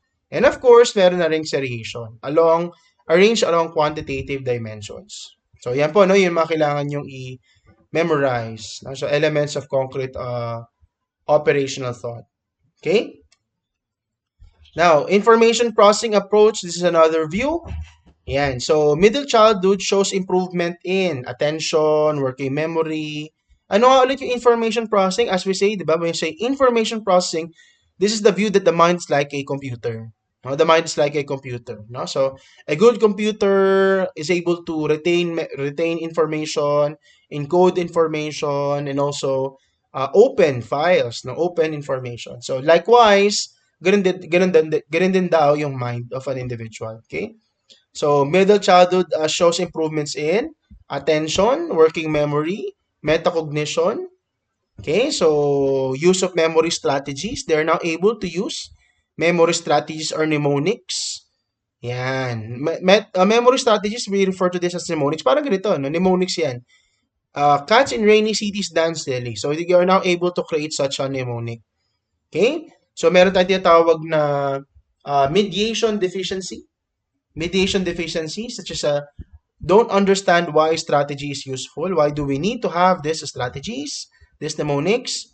So that's mediation deficiency. Meron ding production, no? Production deficiency. Don't use strategy without prompting. Okay, without prompting. And utilization deficiency. Use strategy ineffectively. Okay? But then again, I repeat, no? Meron na silang improvement. Okay, meron ng improvement in the use of mnemonics. Okay, they also have knowledge base and also critical thinking. No? So they have increased knowledge base, may mga foundation na sila, which you would notice that were actually developed during the pre-operational stage. Okay? And then eventually critical thinking na. Yan. Critical thinking, pero their critical thinking is still on the concrete objects. Language development in middle-late childhood, vocabulary growth. Kanina, di ba, ilang words lang sila, 9,000. Ngayon, 40,000 words. 40,000 words by age 9. So, they have new understanding of words. They have categories that increases, no? Kumbaga, parang dati, horse lang, pero ngayon, meron ng mammal. Okay, meron ng farming. Yan. So, animals that you see in farm. Something like that. Okay? A new understanding of words, categories, use of objects, less literal interpretation of meaning. Yan. Kaya mas dumadami yung words na alam nila. Kasi nga, words now are not only, halimbawa, blood. Blood is not only blood, okay, but rather it also means family. Diba? So, kaya mas dumadami na yung words nila, no? Yan. Less literal na kasi interpretation and they have better grammar. They have better grammar. Bilingualism. So, understanding using two languages may not equally used or proficient. They still have one. Considered pa rin bilingualism yun, no?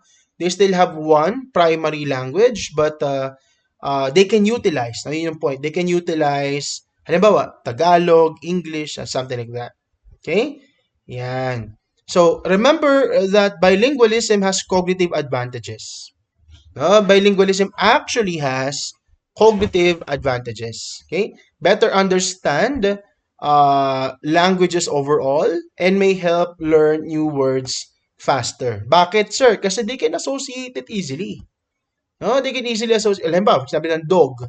Dog, aso. Di ba? Madali lang nilang maalala yun. They can easily learn two words at the same time because it refers to the same object. Di ba? It refers to the same object. Kaya they learn faster kapag ka bilingual. Kapag ka bilingual.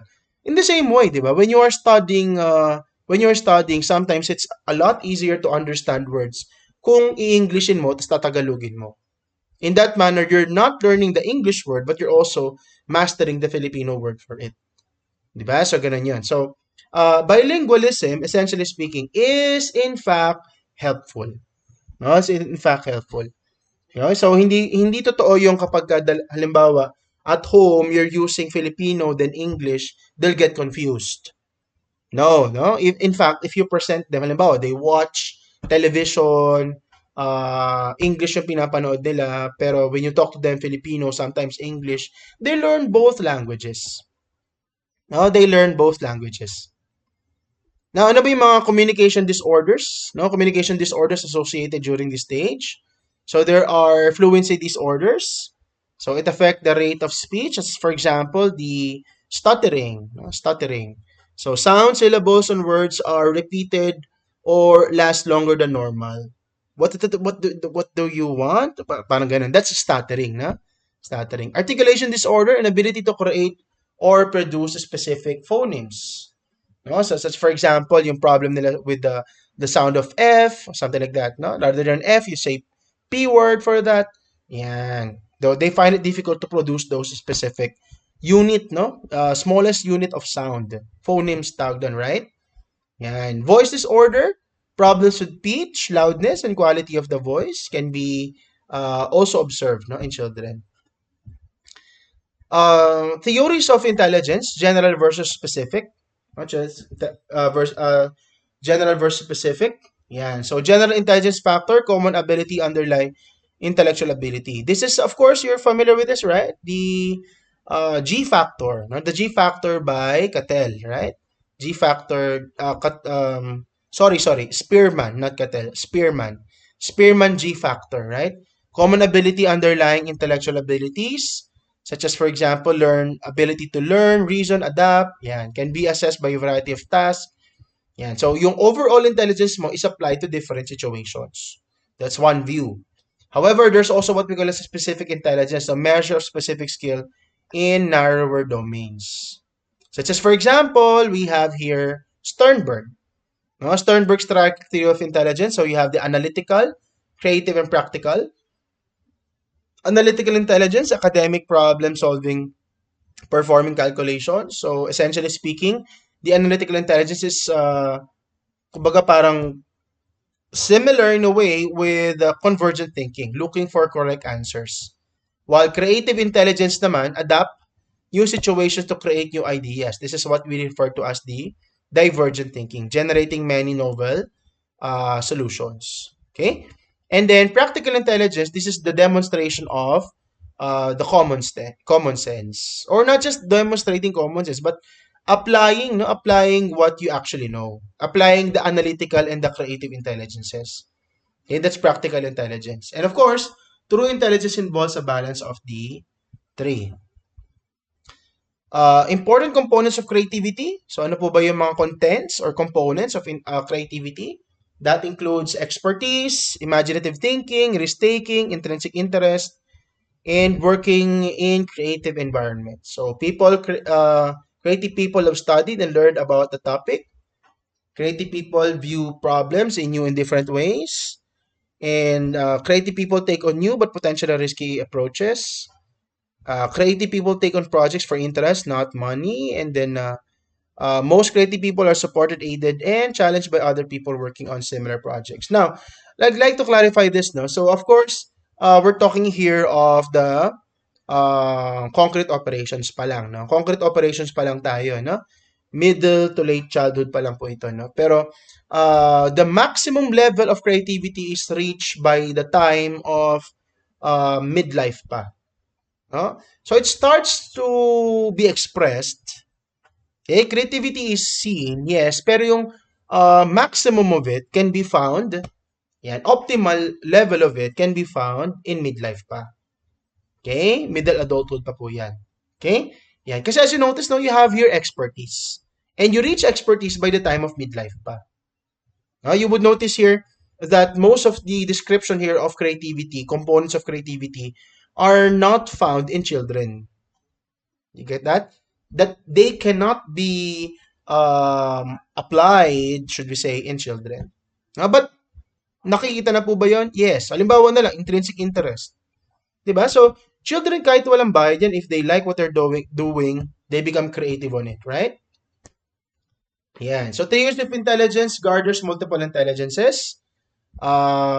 Eight intelligence separate from each other. Unclear how many actually there are. Kaya nga they are suggesting na baka nine ito lahat-lahat, hindi eight. So it's quite unclear, and that's one of the criticisms of Gardner's theory. Okay? Suggesting naman ni Gardner na hindi one overall intelligence pero may iba't ibang dimensions. Such as, for example, you have there the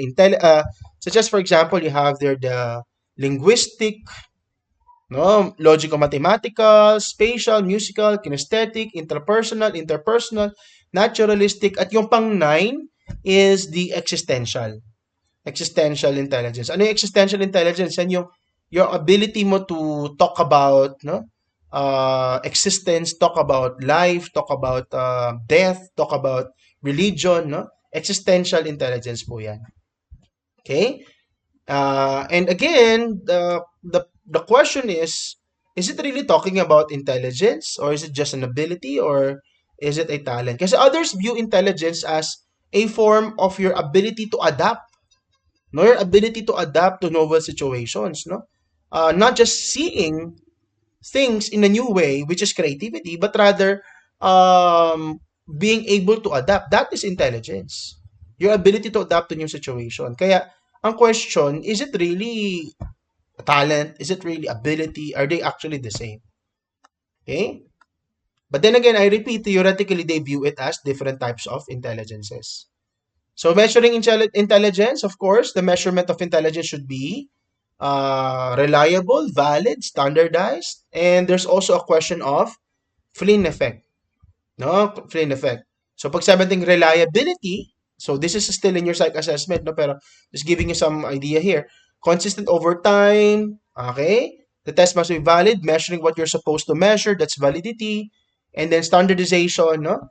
Give tests to people to other different ages. Kumbaga may representativeness to different groups. Okay? Flynn effect increased scores on intelligence tests due to better nutrition and education. Okay? So there is a increase, no, in intelligence of 3 points in every 10 years. That's a Flynn effect. Pero then again, I repeat, no, it's because of kumbaga hindi siya natural increase but rather nurture, no? Nurture yung increase niya because of nutrition, education, kaya better intelligence yung newer generations. Yeah, extremes of intelligence, there's what we call as intellectual disability. So deficits in IQ and adaptive functioning, such as, for example, daily life tasks, and that is accounted for 1% of the population caused by genetic and or environmental factors. In terms of giftedness, IQ of 130 or higher, and associated with professional social outcomes. Going back, no, there are extremes of intelligence, so intellectual disability and giftedness. So, intellectual disabilities may be caused by genetic and or environmental factors. Kasi nga, di ba, nature, nurture po yan. So, even though you have the genes of intelligent people, pero halimbawa you're exposed naman with halimbawa kwashiorkor, 'di ba? Yun yung mga common causes of malnutrition. So hindi pa rin, no? Hindi pa rin ma-express yung intelligence sa individual. Okay? Giftedness, IQ of 130 or higher, associated with good professional and social outcomes. Yan. So, need to be good in all areas or just some? Can that be considered as giftedness? And how to address in educational setting. No? Halimbawa, you are good in one aspect. Should you receive special treatment um, because of your advancement, no, in certain subject. Okay? Education in middle late childhood. So parental involvement is important, but not always easy. Such as, for example, the work transportation issues. Ayan, kaya most common dyan, during this time, meron silang mga services, right? Ayan. Teachers most receptive to parents similar to them, and family capital, power that can be used to improve the child's education. So they can be enrolled, no, to good schools, tutorial services, no, halimbawa, yung uso ngayon, Kumon, ganyan, ano. Yan, because of the family capital that they have. Cultural differences can also affect the classroom behavior and performance. Children with disabilities, there are different types of learning disabilities, such as what we call as the dyslexia, dysgraphia, and dyscalculia. Pag sinabing dyslexia, difficulty reading. Dyslexia, reading. Dysgraphia, writing. Okay? Dyscalculia, hindi yan mga psych majors, no? Dyscalculia is difficulty with math. Okay? So, may improve working memory. Kahit mga basic operations, kaya naman natin, di ba? So, may involve working memory and even processing deficits. Okay, so children with disabilities, another issue would be attention deficit, hyperactive disorder, inattention, or hyperactive impulse behavior that interferes with normal functioning. So they are masyado silang malikot, topic by topic, very impulsive. Yeah, madalas nasasaway sa school, syempre, no? Kasi because of their impulsivity, they do not finish their responsibilities at school, no? Kaya nagkakaroon sila ng mga, yan, sabi natin, no? Associated academic and social challenges. No? So they may be the point of jokes, no, at school. They can even be the source of jokes at school. Yan, yun ang problema. Kaya minsan, sila yung napipinpoint na source ng gulo. Okay? In classroom. May be caused by poor dopamine regulation and poor frontal lobe development. Okay? So, can treat with behavior therapy and or medication. Ano yung medication na receive nila? Stimulants. They receive stimulants because their brain essentially is poor frontal lobe development, right? Poor frontal lobe. Kaya less active yung kanilang frontal lobe. Kaya kailangan ng stimulants. So, you might get confused. Bakit stimulants, sir? Di ba malikot na nga? Oh, ba't kailangan pa ng stimulant? Well, first things first, syempre hindi depressant, no? Depressant, alcohol yun. What they need is a stimulant because their brains are less active. Okay, kaya sila malilikot. They cannot focus. Why they cannot focus? Because their brains are less active. So in order for them to focus on things, they need stimulants. Okay? Let's now move on to social emotional development in middle and late childhood. So what do you mean by industry? Industry is being busy and achieving their goals. So they may feel inferior if they don't measure up to their peers. No, they cannot be at par. No, they cannot be as good as their peers. No, it can affect their future performance. Okay, understanding, self-understanding. So self-concept starts to develop here. Beliefs about the general personal identity. So they are more realistic than the previous age. As you notice, yung previous age kasi, di ba, characterological pa lang yan. Like for example, I have dark skin tone, I am tall, short, fat, thin, something like that. Very physical pa lang siya. Pero ngayon, meron ng self-concept. Okay? So able to incorporate others' perspectives, others view me as like this and like that. Industrious, talkative, something like that, no? Self-esteem gradually develops, as we have said, evaluative judgment of the self, okay? And self-efficacy, belief that you are capable of achieving specific goal or task is also developing kasi nasa school age sila, right? So they now start to see what they can do, what they cannot do. Kaya nagkakaroon sila ng self-efficacy. Okay? Now, we have here Kohlberg's stages of moral development. Pero it is already discussed no dun sa FA number sa previous lecture natin dun sa theories. Kaya hindi ko na to i-discuss kasi parehas lang naman siya. Okay? So I will not discuss this anymore kasi we have already discussed this. Okay, di ba with the accompanying stages. Friends and peers, ano pa yung mga common issue dito? No? Friends and peers, increasingly important for self-esteem. And conceptualization of friendship also changes with age. Okay, so kaya nga yung theory, no?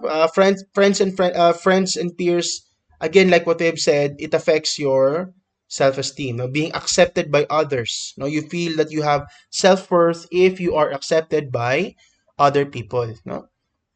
So conceptualization of friendship differs, such as for example, we have what we call as the kay Bigelow and Lagaypa, reward cost, normative expectation, and empathy and understanding. So what is a friend? What is a friend? So pag sinabi nating reward cost, yan, friendship focuses on mutual activities. No, mutual activities. That's what you meant by reward cost. A friend is someone who also likes to draw just like me. Both of us likes K-pop. No, that's a good friend. Reward cost po yun. Okay? Yan. So, you also consider a friend as a friend kapag ka sila naman ay mabait. No, normative expectation naman yon. Normative expectation. Okay? Focus on conventional morality. So, a good friend is someone who's kind and shares with you. Okay? Normative expectation naman yon. Ano? So, friend ko siya kasi mabait siya. Mabait siya. Yan, normative expectation yon. Empathy and understanding. So, they are loyal, committed, share intimate information. So, kumbaga, ikaw lang kasi yung kausap niya. So, he's a good friend kasi siya lang, sa akin siya nag-share ng mga secrets niya, hindi siya nag-share sa iba. That's empathy and understanding. Okay, that a good friend is someone who is loyal, committed, not with anyone other else. Okay, ganun po yan. So, magkakaiba ng conceptualizations ang friendship. So, reward cost, normative expectation, empathy, understanding. Other conceptualizations of friendship by Selman, in this time meron namang stages. This time meron namang stages. So, again, I have discussed this already in the previous lecture. Diba? We have stage 0, stage 1, stage 2, stage 3, stage 4. Okay, momentary playmateship. Okay, one-way assistance. Yan, two-way fair weather cooperation, intimate mutual sharing, and autonomous interdependent stage. No? Yan, friendship. Okay, so yan yung different stages of friendship. Pero I have better discussed this in the previous lecture, so maybe you can go back in that na lang. Peer relationships and popularity. Yeah, so sociometric assessment measures attraction between members of a group. Yan, so there are different kinds of children. So merong popular children or popular child.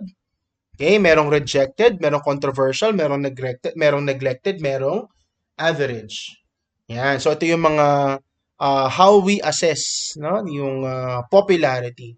So kapag sinabi nating popular, there are many positive votes. Very few negative ones. Pag rejected naman, many negative votes, very few positive ones. Controversial, many votes of both type. Okay, and then neglected naman, few votes of either of the type. No? And then average, some positive votes, very few negative ones. Now, there are different types of rejected. No? We're talking about the rejected children. No? There are subtypes of popular and rejected children. So, pag sinabi nating popular pro-social children, they have good academic and social skills. They have good academic and social skills. Ito yung mga maraming friends, no? Maraming friends. And bukod sa maraming friends, marami rin silang mataas ang kanilang grade. Okay? Popular antisocial. Yan, popular antisocial often display relational aggression. Okay? Yan, popular antisocial. So, para mga siga-siga yan, no? Okay, so rejected withdrawn children, shy, easy targets because they don't retaliate. Sila yung mga victims. No? Sila yung mga victims ng bullying. Yan. Rejected aggressive, they are aggressive, loud, and confrontational. Sila naman yung mga inaayawan, walang gano'ng mga kaibigan. Merong iba na antisocial, yes, pero maraming barkada. Maraming barkada naman yan. Kumbaga sa anime, hindi ko lang kung napanood nyo to, no? Pero siguro baka aware din naman kayo. Yan. Kumbaga popular antisocial, Alfred. No? Alfred yan. Rejected aggressive, Eugene. No? Kung kilala nyo yung sinasabi kong yun. Yu Yu Hakusho, no? If you're familiar with that. Yan.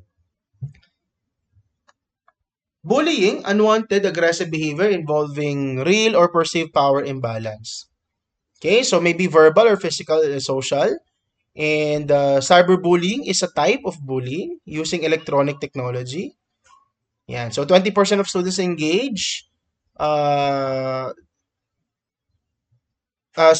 of students in grades 9 to 12 experienced bullying. 15% experienced cyberbullying.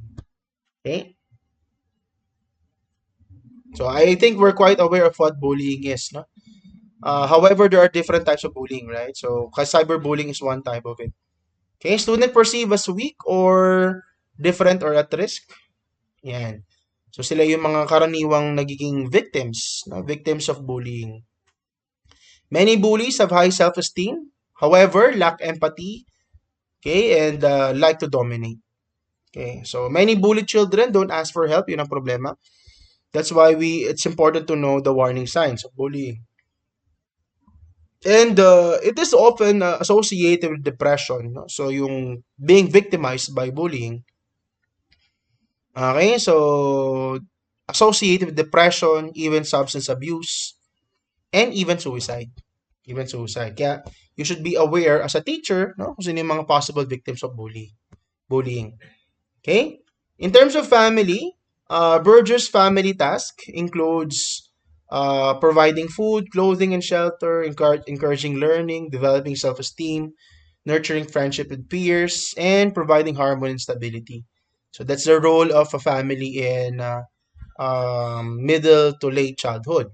Okay, so not only middle to late childhood, no, generally speaking, the role of the family is not just to provide food, clothing, and shelter, but we also encourage learning, developing their self-esteem. Kaya nga, as much as possible, we prevent comparison, no? Sana, preventing comparison. Kasi the more that we compare, na-discuss ko yung kanina, no? As you notice, the more that we compare our children to someone else, mas nagkakaroon sila ng lower self-esteem.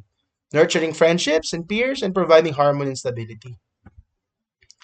Lesbian and gay parents. So what do we know about lesbian and gay parents? Research shows little or no differences between children raised by the same sex or opposite sex parents. So if you would think that no, if you would think that children, if they were in same sex relationship, would mean that they also become same sex or homosexuals, not necessarily. No, there are little or no difference, like what we have said. If they are raised by same sex or opposite sex. Belief about the same sex couples may influence the legal policies that affect the families as well, such as, for example, adoption.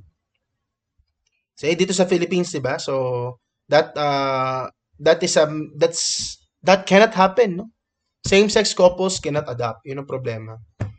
Family life, divorce, associated with increased risk of behavior problems, okay, and problems in adult relationship.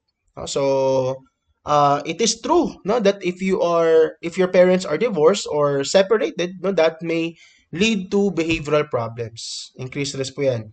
And later on, problems with adult relationship then. But most children of divorced parents do okay din naman. In terms of quality of relationship is important, amount of disruption change is important, and child personality characteristics is also important.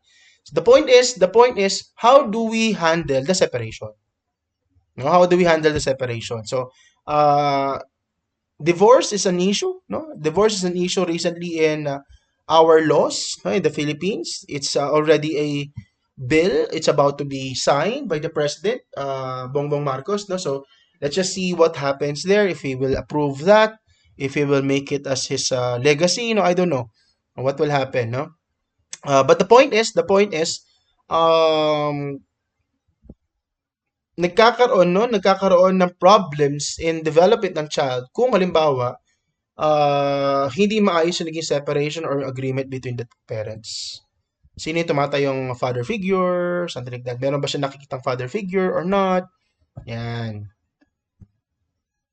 So, abroad naman kasi hindi naman yung problem, di ba? Abroad kasi parang no hard feelings yan eh. They separate pero no hard feelings between the two. Okay? Yan. Family life, cohabiting in blended families. Cohabitation may be short-lived and therefore disruptive to the child. Okay?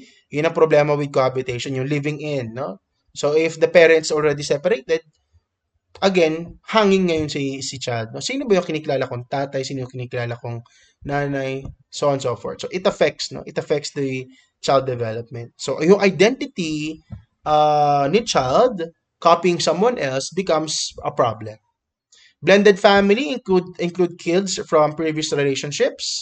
So parents and kids may have different ideas about how step parents should behave. So yun ang problema, no? Likewise, step parents may treat their children differently. Kapag stepchildren or their own, they're biological, no? Parang usually nagkakaroon, of course, preference over their own blood, no? Rather than the stepchildren. Okay, managing feelings is, of course, important. Okay? Yan, to handle possible crisis ni child. Kasi eventually, of course, if remember, no, approaching after this stage the next stage becomes identity finding, and that's one of the common crises that they may get, especially if they do not know, if they have no father figure, di ba? So, yun yung magiging problema. Sige, so I guess that would be the last no of this stage. The next stage is adolescence, pero this will be the end of this recording. So adolescence will be covered for the next recording na po. Okay? Thank you very much for listening.